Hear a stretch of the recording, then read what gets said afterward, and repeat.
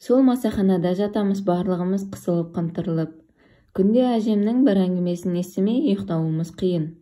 Зағипа апа күндіз біздерге күбімен айран пісіреді, тезекке табанан басады. Даладағы шоққа тамақ пісіріп береді. Әрине жалғыз емес, келінімен бірге жасап береді. Пысық жеңгем жаңа гүлмен. Өз сөзімен айтқанда сілесі қатып кетеді. Оңай емес қой, жан жақтан келген 10 немеренің бабын жасау. Оны түсініп біліп жатқан біз бар ма? Апамның шаршадым дегеніне қарамай түнімен қыңқылдап, апа әңгіме айтшы деп мазасын аламыз. Сілем тастай қатып жатыр десе, жатамызда бір-бірімізбен қырылып кетеміз. Шулап, итерісіп, өзара әңгіме айтып, әжемізге ұйқы бермейміз. Кейде әдейі жасаймыз, айқайлап сөйлеп, сықылықтап күлеміз. Біздің айтқанымыздан қайтпайтынымызды білетін марқұм әжетайым, әй жүгірмектер, тынышталыңдар, әйтпесе әңгіме айтып бермеймін дейді. Барлығымыз жым-жырт боламыз да қаламыз. Тек далада шегірткенің шырылдағаны, алыстан шыққан иттің үргені, құрбақалардың құрылдағаны ғана естіліп тұрады. Анда-санда масахананың сыртында жүрген масалар ызыңдап қояды. Сол үнсіздікті Зағипа апамның қоңыр даусы бұзады. Бұл негізі болған оқиға. Өткенде Ақсуға барғанда кемпірлерден естідім.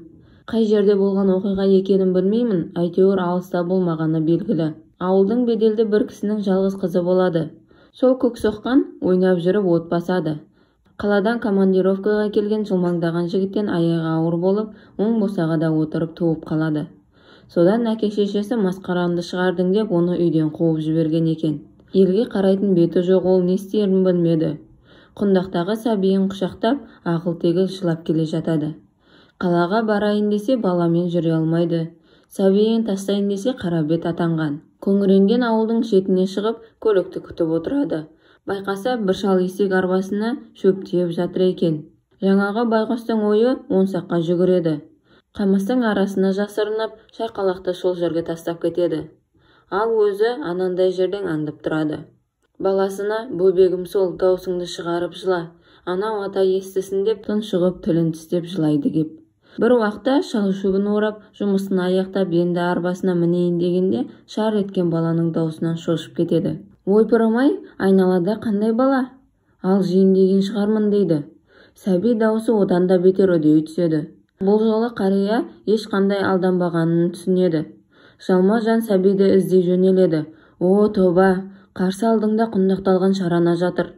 Шалдың екі ұлы соғысқа кетіп оралмаған еді. Үлкен ұлынан қаралы қағаз киген күні кемпірі де көз жұмған.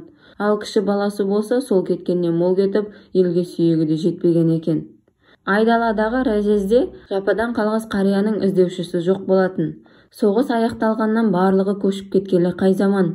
Бұл байғұс баласы мен кемпірінің бейіті үшін сонда қалған ғой.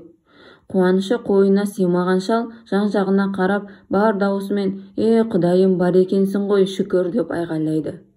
Сол күннен бастап шал байғұс тастанды сәбиді бағып қағады. Бұрын құр сүлдерін сүйретіп жүрген шалдың өмірге деген құлшынысы арта түседі. Барын аузына тосады. Бала өте зерек, замандастарының алды болып өседі. Не керек 80-ге жеткенде бала ер жетеді. Оны ешкімнен кем қылмаймын деп шал байғұс барын сатып Мәскеуге оқуға жібереді. Елге келгенде қарияның жасы 90-ға жеткен екен. Кәрілік жеңбей қоймайды ғой. Шалдың да ақыры демі таусылайын деді. Өлер алдында ол, балам, бір құпияның кілтін ашсам деп едім. Мен сенің туған әкең емеспін. Сені мен шөп орып жүргенде жерден, айдаладан тауып алдым. Айналайын қалқам, егер анан келіп жатса, кешіремін деп уәде бер. Өйткені шешең маған сені сыйлап, екі арысының орнын толтырып берді деді. Қарттың соңғы аманатын орындауға ант береді. Аруақтап жерлеп, әкесін жер қойнына қимай-қимай тапсырады.